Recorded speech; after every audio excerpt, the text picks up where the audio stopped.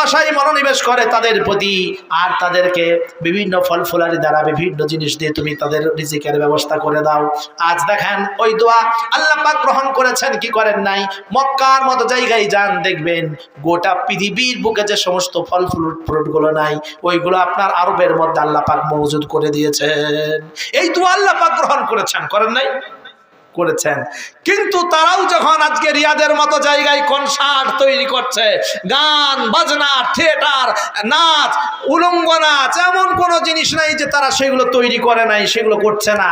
এইটা করার কারণে আল্লাহ পাক দেখেন গত বছরে দিয়ে আপনার দুবাইয়ের মতো জায়গায় বন্যা দিয়ে দিল, দেয় নাই? আরবের মতো জায়গায় বালির ঝড় দিয়েছিল, দেয় নাই? আরবে বালির ঝড় দেয় নাই? বালির ঝড় দিয়েছিল। এইরকম আল্লাহ পাক বলল, আমি একটু করে নিদর্শন দিলাম, এখনো সাবধান হও, আমি ভালোবাসি তোদেরকে, নিদর্শন দিচ্ছি, সাবধান হও, নচেত শেষ করে দেবো। বেশিক্ষণ সময় লাগবে না, শুধু বলবো হয়ে যা, হয়ে যাবে। আস্তে আস্তে আরবের পেট্রোলের পাওয়ার কিন্তু কমে যাচ্ছে। আফগানের মতো দেশ, এই যে এই আয়াতটা লক্ষ্য করুন, ইন তাতাওয়াল্লাউ ইস্তাবদিল কওমান গায়রাকুম সুম্মা লা ইয়াকুনু আমসালাকুম। আর আফগানের মতো দেশ, যাদেরকে আমেরিকারা জর্জরিত করে দিয়েছিল, কিন্তু ঈমানের জজবা নিয়ে তারা উঠে দাঁড়িয়েছে মাথা উঁচু করে। কারণ আল্লাহ বলেছেন, যেদিন বদরের ময়দানে যেদিন কতগুলো সাহাবী ছিলেন বলেন? হ্যাঁ, 313। আর কাফেরদের সংখ্যা 1000-এর অধিক। এরপরে আল্লাহ রাব্বুল আলামিন ওই 1000-এর অধিক কাফেরদেরকে পিটিয়ে লাল করে দিয়ে তাদের মামা বাড়ি দেখিয়ে দিয়েছিল। সাহাবায়ে কেরাম রাদিয়াল্লাহু তাআলা আনহুম আজমাইনগণদেরকে বিজয়ী দান করেছিলেন। আল্লাহ পাক বলেন, কাম মিন ফিয়াতিন কালিলাতিন গালাবাত ফিয়াতান কাসীরাতাম বিইذনিল্লাহ। আল্লাহ পাক এইরকম কত ছোট ছোট দলকে বিশাল বিশাল বাহিনীর সঙ্গে বিজয়ী দান করিয়ে দিয়েছেন। তো আল্লাহ আজও করাবেন, যুদ্ধ করতে হবে না, শুধু তাকওয়া অবলম্বন করেন। আমি আজকে আপনাদেরকে মেসেজ দিয়ে যাচ্ছি, আমি একজন ভারতবাসী, আর আপনারা আমার মুসলিম সূত্রে ভাই, আপনারা বাংলাদেশবাসী। কিন্তু আমি যখন আপনাদের দেশে এন্ট্রি নিলাম, ভারতে যাদের ঈমান নাই তারা কিন্তু এক টাকাও ঘুষ চাই নাই। কিন্তু এই ঈমানদারের বাচ্চা যে মুসলমান বলে, সে বলে ঘুষ না দিলে পার হওয়া যায় না। বলেন ঈমান কোথায়? বিক্রি করে ফেলেছে। আমাকে দেখে মনে করছে পাতলা টাতলা মানুষ, কে হবে জানি না। আমিও বলি এমনি যাচ্ছি, ঘুরে আসি একবার, কালকেই ফিরে আসবো। বলে আগেও একবার আপনি এসেছিলেন, তাহলে কি একদিনই আপনার কাজ হয়ে যায়? আমার না ভাই, একদিনই দেখা সাক্ষাৎ করবো, তো আমার ভাই আছে, ভাইদের সঙ্গে দেখা করব। আপনারা আমার ভাই না? হ্যাঁ, তাহলে আমাদের পিতা আদম আলাইহিস সালাম, আমাদের নবী হযরত মুহাম্মদ সাল্লাল্লাহু আলাইহি ওয়াসাল্লাম, সব নবী আমাদের নবী, কিন্তু আমাদের খাস নবী হলেন মুহাম্মদুর রাসূলুল্লাহ সাল্লাল্লাহু আলাইহি ওয়াসাল্লাম, যার সুন্নাত অনুযায়ী আমাদের আমল করতে হবে, যার পায়রাবি করতে হবে। কিন্তু আজকের ভণ্ডরা আমাদেরকে উল্টো পাল্টা করে ব্যাখ্যা দিয়ে যায়, শুধু বলে চুমু খাওয়া তাইলি হয়ে যাবে, সুন্নাত অবলম্বন করতে হবে, এটা আমাদের বলে না। কি বলেন? আমার ওখানে তো আমাদের মধ্যে যে ডিভাইডেড হয়ে রয়েছে, কি করে আমরা শুধরাবো বলেন? এক শ্রেণীর মানুষ আছে, তারা নিজেদের রুটি সোজা করার জন্য উল্টো পাল্টা করে শিক্ষা দিয়ে চলে যায়। গত পরশুদিন আমার সামনেই একজন বলল দরুদ পড়তে হবে, আল্লাহ দরুদ পড়েছে, আল্লাহ দরুদ পড়েছে, এরকম কথা কোথাও আছে কোরআনে? হ্যাঁ, কিন্তু ব্যাখ্যাটা এইভাবেই করে। এখানে অনেক আলেম ওলামা রয়েছেন, বড় বড় বিজ্ঞ আলেম আছেন, কিন্তু আমি আমার ক্ষুদ্র জ্ঞানে আমি যতটুকু জেনেছি, আল্লাহ বললেন ইন্নাল্লাহা ওয়া মালাইকাতাহু ইউসাল্লুনা আলান নবী ইয়া আইয়ুহাল্লাযীনা আমানু সাল্লু আলাইহি ওয়া সাল্লিমু তাসলিমা। এইটা তারা ব্যাখ্যা করে কি? আল্লাহ দরুদ পড়েছে, ফেরেশতারাও দরুদ পড়ে, ও মুমিন তোমরাও রাসূলের জন্য দরুদ পড়ো। এই ব্যাখ্যা শুনেন না আপনারা? এইটাই বলে তো, এর উল্টো বলে নাকি? বলে না। কিন্তু এখানে পড়ার কথা কোথাও নাই। এই যে সালাত, এরই একটা মানে হয় নামাজ, কিন্তু নামাজ শব্দটা কি? এটাও ফার্সি।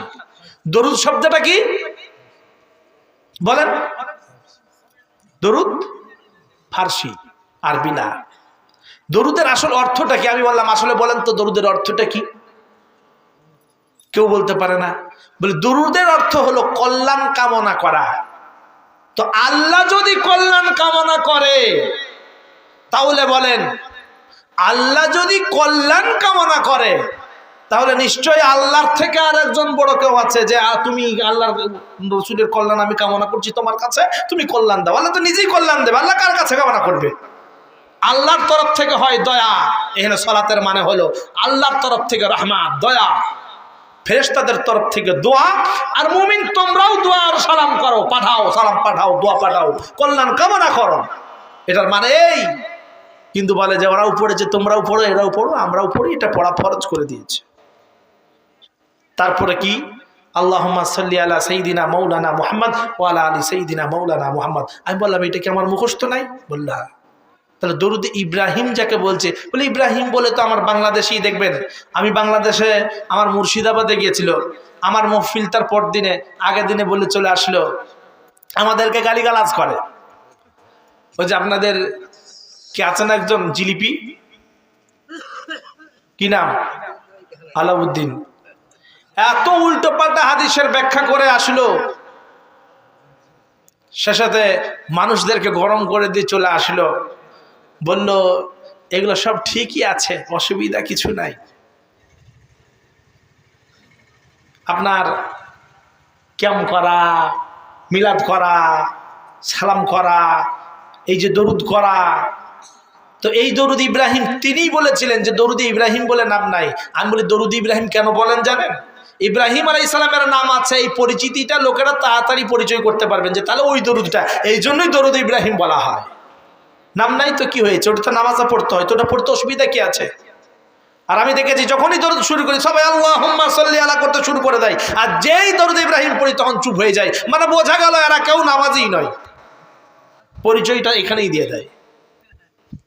সুতরাং নামাজ পড়বেন ইনশাআল্লাহ। কখন থেকে? কারা কারা ফজর থেকে পড়বো হাত তুলে দেখি। মাশাআল্লাহ। আজকে মুসলমানের অবস্থা এমন যে নামাজের ওয়াক্ত জানে না। যে আপনাদের এখানে তো সব আল্লাহর বলি জানে নিশ্চয়, আমাদের ওদিকে সবাই জানে না। বাংলাদেশে এরকম লোক আছে নাকি যে নামাজের ওয়াক্ত জানে না? আছে? আহা হা। কিন্তু দেখবে ওই লোকটা পীর ভক্ত, এমনি এমনি পীর না, মানে ভণ্ড পীরের পাল্লাই পড়ে গেছে। ওকে তো বলেই দেয় নামাজ পড়তে হবে না, তো কি করবে? ও নামাজের ওয়াক্তেই জানে না। বলে এইটা সেই বিকালের আজানটা না, এইটা দুপুরের আজানটা না। এই কথা মুসলমানের সন্তানের থেকে বের হয়। আমি একটা গল্প প্রায় বলি যে গ্রামে একজন পীর সাহেব আসে, আর মানুষেরা খাওয়ানোর জন্য লাইন দিয়ে থাকে। খানা খাওয়ানো তো ভালো জিনিস না, খারাপ? আতঈমুত তাআম, রাসূল সাল্লাল্লাহু আলাইহি ওয়াসাল্লাম বলছেন খানা খাওয়াও। প্রথমে সালাম দাও, আফসুস সালাম, সালামের প্রচলন করো। আজকে আপনি ঘরেতে যে সালাম দেন স্ত্রীকে, স্ত্রী হ্যাঁ তুমি আবার কবে থেকে মৌলবি হয়ে গেলে গো, বলবে না এরকম? হ্যাঁ, কার কার স্ত্রী বলবে বলুন তো, হাত তুলে তো দেখি। হ্যাঁ, কেউ হাত তুলবে না। মানে বউকে ভয় সবাই করে। রেকর্ডিং হয় নাই, ক্যামেরা তো আমার দিকে আছে, তো ভয় করছেন কেন? যাও, তো পীর সাহেব প্রতিদিন আসে, প্রতিদিন বলতে জুমায় আসে আর কি। আর মানুষেরা লাইন দিয়ে রেখেছে, তো সিরিয়ালে নাম আসছে না। আক্কেল আলী বলে একজন লোক ছিল, নাম আক্কেল আলী, কিন্তু আক্কেল বলে কিছু নাই। আপনাদের এখানে অনেক নাম আছে না, দেখবেন নজর আলী, কিন্তু চোখে দেখতে পাই না। নাম দিয়েছে আপনার আতর আলী, কিন্তু গায়ে গন্ধর কালা। তো নাম দিয়ে এমনিতেও কাম নাই, মুসলমান বড় বড় নাম নিয়েছে আর যত নিকৃষ্ট কাজ করছে। আবার এমন নাম দিয়েছে যে গুণটা তার নাই। যা হোক, আক্কেল আলী তার স্ত্রী সাকিনাকে বলছে আগামী জুমায় ইমাম সাহেব বলেছে আমাদের বাড়িতে পীর সাহেব এতদিন লাইন পেয়েছি, 1 বছর পর লাইন পেয়েছে, তো পীর সাহেব খেতে আসবে। জুমার নামাজ পড়ে ইমাম সাহেবকে নিয়ে আসছে। আক্কেল আলী দাঁড়িয়ে রয়েছে দরওয়াজায়, মানে আপনার ওই আগিনার মধ্যে। তো পীর সাহেব দেখি বলে আসসালামু আলাইকুম, বলে ওয়ালাইকুম আসসালাম। বলে আক্কেল আলী নামাজ পড়লে? বলে হ্যাঁ। বলে পড়ো বাবা নামাজ? বলে হ্যাঁ হুজুর নামাজ পড়ি। লাচ্চা বলো তো নামাজ কত ওয়াক্তের? নামতা করছে, আর বলতে পারছে না। ও কিন্তু স্ত্রীর দিকে তাকাচ্ছে, স্ত্রীর রান্নাশালায় এইরকম করে আপনার ওই কড়াইয়ে কিছু ভাত ছিল, একবার কড়াইয়ের দিকে তাকায় আর একবার আক্কেলারির দিকে তাকায়। আক্কেলারি যদি বলতে না পারে তাহলে পীর সাহেবের কাছে সে খারাপ হয়ে যাবে, আমার ঘরে সে অপমানিত হবে। আর যদি আমি খাবারের দিকে না ধ্যান দিই তাহলে খাবার জ্বলে যাবে, তাহলে পীর সাহেবের পাতে পোড়া খাবার দিতে হবে। এই জন্য ওই দুই দিকেই তার টেনশন চলছে, একবার করে তাকায় একবার করে মাঝে মাঝে ফিস ফিস করে বলছে 5 দিয়ে এরকম করে গুটিয়ে দিচ্ছে তাড়াতাড়ি করে। আর আক্কেল আলী একবার পীর সাহেবের দিকে তাকায় একবার বউয়ের দিকে তাকায়, যে পীর সাহেব যদি দেখে নেয় তাহলে তো বুঝতে পেরে যাবে যে বউ বলে দিল। এই জন্য একবার করে এরকম করে তাকায় আর একবার পীর সাহেবের দিকে তাকায়, আমতা করে। আরে মাঝে মাঝে এরকম করে তাকায় আর হাত গুটিয়ে নেয়। ও কিন্তু গুনেছে সব, যে 5 বার দেখালো বউ, মানে 5 বাচ্চা কত হয়? 25 তো। রেগে গিয়ে স্ত্রী সাকিনা যখন দেখলো বলতেই পারছে না, বলছে মিনসে কথাকার বলতে পারো না, 5 এইরকম করে হাতটা যখন বারবার জোর জোর করে নেড়েছে, ও আরো গুনে নিল 5 বার। তো 5 5 25, 5 5 25, 25 50। তখন বলছে হুজুর আমরা তো খেটে খুটে খাই, গরিব মানুষ, আমাদের আর কত হবে, ওই 50 ওয়াক্তের নামাজ। যেই বললো নিমক হারাম, তোমার ঘরে খাবার খাবো না, কারণ মিথ্যুক মুসলমান হতে পারে না। বিশ্বনবীর কাছে একজন প্রশ্ন করলো, গো রাসূল, মুসলমান কি কৃপণ হতে পারে? যদিও আল্লাহ কৃপণ হতে বলেছেন, কৃপণদের সাজা আছে। আল্লাযীনা ইয়াবখুলুনা ওয়া ইয়ামুরুনা আন-নাসা বিল বুখলি ওয়া ইয়াকতুমুনা মা আতাহুমুল্লাহু মিন ফাদলিহি ওয়া আতাদনা লিল কাফিরিনা আযাবান মুহিনা। আল্লাহ বলছেন যে নিজে কৃপণ হয়, অপরকেও কৃপণতা করতে শেখায়। দেখবেন কেউ যদি বলে 1 লাখ টাকা মাদ্রাসায় দেবো, দেখ অত টাকা আবার দেয় নাকি, ওদেরকে দিয়ে কি করবি? আর তুই এটা এই কর, মানে অনেক রকম চাল করে ওই টাকাটা ভাগ করা বেচার দিকে। এরকম কৃপণ নাই? আল্লাহ বলেন যে কৃপণতা করে এবং কৃপণতা করার শিক্ষা দেয়। আর আমি যে নিয়ামত গুলো দিয়েছি এগুলো লুকায়িত করে লুকিয়ে রাখে, এর জন্য কঠিন আযাব রেখেছি। তো রাসূল সাল্লাল্লাহু আলাইহি সাল্লামকে প্রশ্ন করছেন সাহাবী, রাসূল মুসলমান কি কৃপণ হতে পারে? হতে পারে। বলল মুসলমান কি কাপুরুষ হতে পারে? বলে তাও হতে পারে। মিথ্যুক হতে পারে? বললো না, কখনো মিথ্যুক হতে পারে না। তো পীর সাহেবটা সেরকম একটু ছিল ভালো। তো বলে মিথ্যুক যখন হয়েছো, তুমি মিথ্যা কথা বলেছো, তোমার ঘরে আমি খাবার খাবো না, ধর। সে এখান থেকে বিদায় নিয়ে চলে যাচ্ছে। স্ত্রী তাড়াতাড়ি কড়াই মড়াই নামিয়ে দিয়ে ছুটে এসে বলছে, কি হলো? তোমার কাছে আমি বারবার বলছি যে 5 বলো, তোমার জন্যই তো এরকম হলো, তুমি বলতে পারলে না? বলো দূর পাগলি, আমি 5, তোর 5-এর জন্য তুই মারামারি করছিস আমার কাছে? আমি 50 বলেছি, তাতে তোর পীর খুশি হয় নাই, আর তোর 5-এ খুশি হতো? হ্যাঁ, তো এই তো দশা আমাদের। মুসলমান নামাজের ওয়াক্ত পর্যন্ত জানি না, কি করে মুসলমান বলে দাবি করি? সেজন্য তাকওয়া, ভয় আল্লাহ পাকের যদি আমরা হৃদয়ে নিয়ে চলতে পারি, এই যে কোরআনের মাহফিল হচ্ছে, কোরআনের কথাগুলো শোনা হয়, আল্লাহ বললেন হাযা বায়ানুল লিন্নাস, এটা তো বয়ান বক্তব্য মানুষদের কাছেই মনে হবে, ওয়া হুদাম ওয়া মাউইযাতুল লিল মুত্তাকিন, কিন্তু হিদায়াত এবং উপদেশ তারাই গ্রহণ করবে যারা তাকওয়া অবলম্বন করেছে। আল্লাহর ভয় যদি নিয়ে আসেন, অবশ্যই আল্লাহ পাক কামিয়াব করে দেবেন। বুখারী শরীফ আছে যে একজন লোক সৎ কাজ করে নাই, অন্যায় কাজই করে গেছে, কিন্তু মৃত্যুর আগে তার সন্তানদের বলল, আমি যখন মারা যাব আমার লাশটা যেন পুড়িয়ে দিয়ে ওই ছাইগুলোকে আরো পাউডার বানিয়ে দিয়ে অর্ধেকগুলো পানিতে ফেলে দেওয়া হয় আর অর্ধেকগুলো যেন উড়িয়ে দেওয়া হয়। তাহলে কি হবে? আল্লাহ তো আর আমাকে গোটা করতে পারবে না, আর আমার বিচার হবে না, কিন্তু আল্লাহ তাকে জীবিত করতে পারবে না? পারবে না? এই প্রশ্ন কে করেছিলেন? ইব্রাহিম আলাইহিস সালাম। তিনি বলেছিলেন, وَإِذْ قَالَ إِبْرَاهِيمُ رَبِّ أَرِنِي كَيْفَ تُحْيِي الْمَوْتَى قَالَ أَوَلَمْ تُؤْمِنْ قَالَ بَلَى وَلَكِنْ لِيَطْمَئِنَّ قَلْبِي قَالَ فَخُذْ 4 مِنَ الطَّيْرِ فَصُرْهُنَّ إِلَيْكَ ثُمَّ اجْعَلْ عَلَى كُلِّ جَبَلٍ مِّنْهُنَّ جُزْءًا ثُمَّ ادْعُهُنَّ يَأْتِينَكَ سعيا واعلم أن الله عزيز حكيم। ইব্রাহিম আলাইহিস সালাম বললেন, আল্লাহ মৃত্যুর পর মানুষদেরকে কেমন করে জীবিত করবে আমি দেখতে চাই। আল্লাহ বললেন তুমি কি বিশ্বাস করো না? তিনি বললেন কেন নয়, অবশ্যই বিশ্বাস করি, কিন্তু আমার অন্তরের প্রশান্তির জন্য আমি দেখতে চাই। আল্লাহ বললেন চারটা পাখি পোষো। চারটা পাখি পোষ মানালো, তাদের নাম ধরে যেই ডাকে তারা সাড়া দেয়, চলে আসে কাছেতে।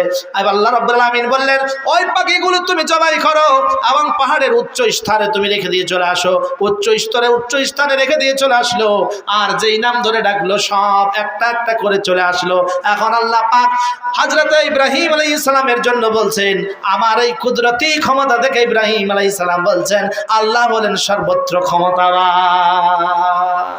আমার ভাইরা, রাসূল সাল্লাল্লাহু আলাইহি সাল্লাম সাহাবাদের বলছেন আমার সাহাবারা, লোকটার যখন মারা গেল তার লাশটা পুড়িয়ে দেওয়া হলো, ছাইগুলো পাউডার করে দিয়ে পানিতে ভাসিয়ে দেওয়া হলো, অর্ধেকগুলো হাওয়াতে উড়িয়ে দেওয়া হলো। এরপরে আল্লাহ রাব্বুল আলামিন জীবিত করে তারে জিজ্ঞাসা করছে কিসের জন্য এই পথ অবলম্বন করেছে বলো। লোকটা বলল ওগো আল্লাহ তোমার ভয়ে এই পথ অবলম্বন করেছি। যেই বলেছে তোমার ভয়ে, আল্লাহ বলল যা তোরে জান্নাত দিয়ে দিলাম। এইজন্য আল্লাহর ভয়ে যদি আপনি জীবন যাপন করেন অবশ্যই আল্লাহ পাক আপনাকে ক্ষমা করবেন। আর আপনি ভাইয়ের হক নষ্ট করেছেন, মায়ের হক নষ্ট করেছেন, লোকের জমি জবরদখল করে চাষ করছেন, লোকের হক নষ্ট করে রেখেছেন, কারো চুরি করেছেন, কারো কিছু নিয়ে আমানত স্বরূপ আপনার কাছে রাখতে দিয়েছিল সেইটা আপনি দেন নাই, আর আপনি বলছেন আমি আল্লাহকে ভয় করে যাচ্ছি, মৃত্যু হয়ে যাবে, তখন বুঝতে পারবেন যে ঠেলাটা কতটা। সুতরাং দুনিয়ার মুআমালাত আমরা ঠিক রাখবো। রাত্রি অনেক হয়ে গেল, আল্লাহ পাক আমাকে আপনাকে সকলকে আমল করার তৌফিক দান করুন।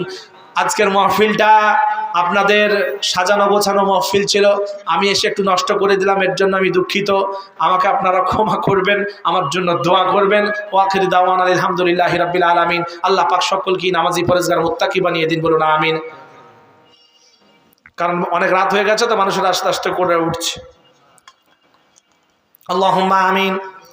ربنا آتنا في الدنيا حسنة وفي الآخرة حسنة وقنا عذاب النار ربنا لا تجعلنا فتنة للقوم الظالمين ونجنا برحمتك من القوم الكافرين رب ارحمهما كما ربياني صغيرا يا مقلب القلوب ثبت قلبي على دينك اللهم ارحمني بترك المعاصي রব্বুল আলামিন।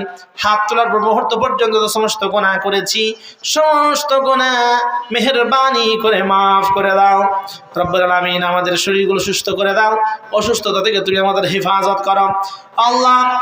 এই মাদ্রাসার প্রতিষ্ঠাতা যিনি মাবুদগণ, তারে তুমি ক্ষমা করে দিয়ে মাবুদগণ তার হাতকে দীর্ঘজীবিত করে দিয়ে তার দ্বারা আর তুমি দিনের খিদমত দান করো আল্লাহ। তুমি দিনের খিদমত লাভ করো, তোমার খাস রহমত আমাদের সকলকে বেষ্টন করে রেখো আল্লাহ। আমাদের সকলকে সুস্থতা দান করো, আমাদের দ্বারাও তুমি তোমার দিনের খিদমত নাও আল্লাহ। তোমার খাস রহমত আমাদেরকে বেষ্টন করে রেখো।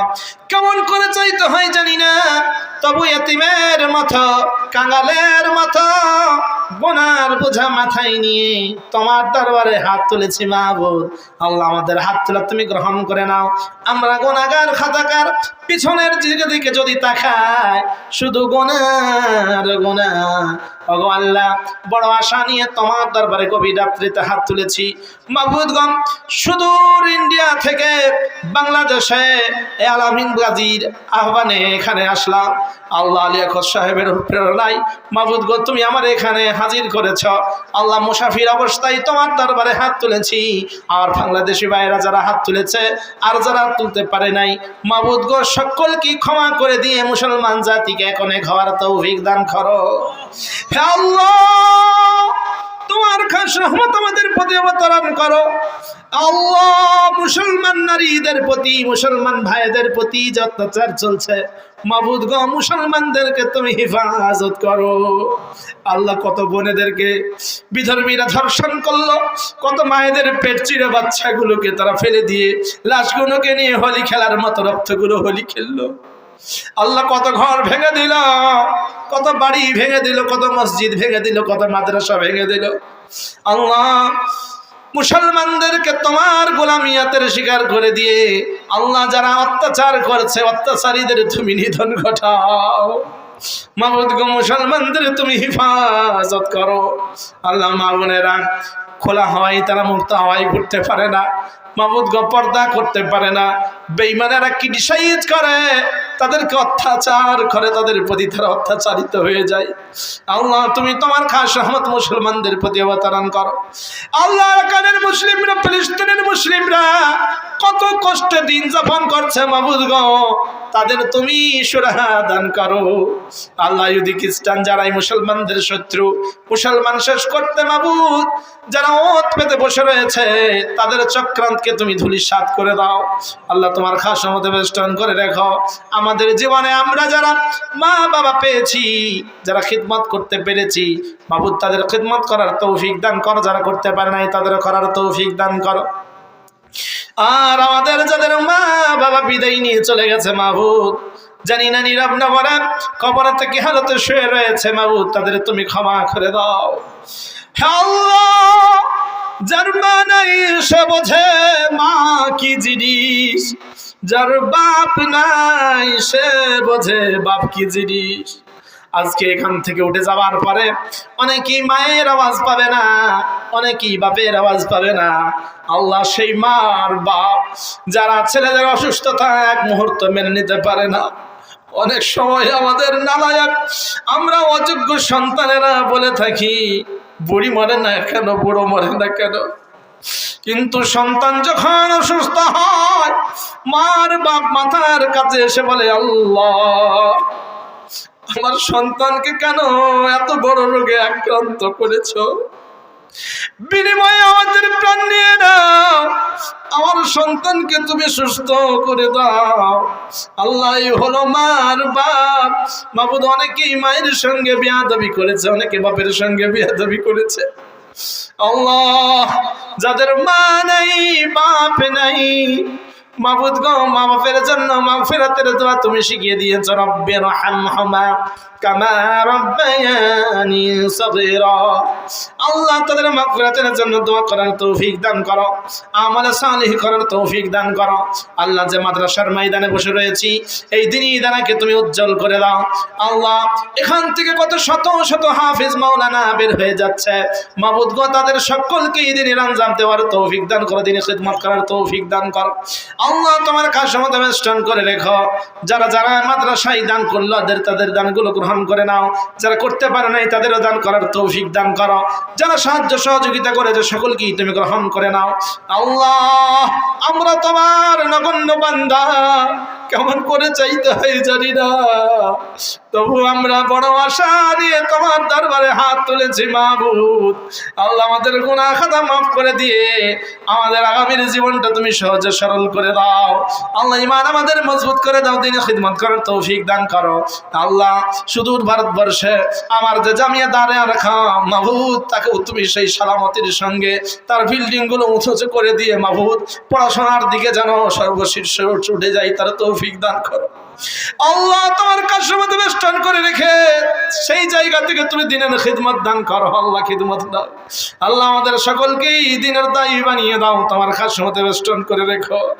আল্লাহ আত্মীয় স্বজন যারা চলে গেছে, এই গ্রামবাসী যারা চলে গেছে মাবুদ, তামাম পৃথিবীর মুসলিম নারী মুমিন মুমিনা, খাস করে আমাদের আব্বাজান আত্মীয় স্বজন, তাদের সকলকেই জান্নাতুল ফিরদাউস দান করো। তোমার প্রিয় হাবিবের তোফাইলে দোয়া গ্রহণ করে নাও। কোথাও তুমি জানো আলো, কোথাও করো অন্ধকার, কোথাও তুমি ফোটাও হাসি, কোথাও তোলো হাহাকার। খোদা পাপী বলে ঠেলে না দাও, ক্ষমা করো শেষের দিন, ভিক্ষুক আমি তোমার দ্বারে নিঃস্বাধম শক্তিহীন। রব্বানা তাকাব্বাল মিন্না ইন্নাকা আনতাস সামিউল আলিম ওয়া তুব আলাইনা ইন্নাকা আনতাত তাওয়াবুর